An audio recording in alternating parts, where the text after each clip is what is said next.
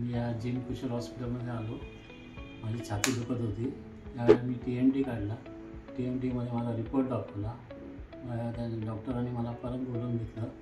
माझा ECG काढला, हे काढला, एंजिओग्राफी केला. त्याच्यात मला ब्लॉकेज दाखवले. मग विचार केला कुठे जाऊ, कुठे जाऊ, एवढा खर्च येणार आहे. छत्रपती बघितला, प्लॅटिना बघितला, पण मला कुठेच आवडलं नाही. जिम कुशलच आवडलं.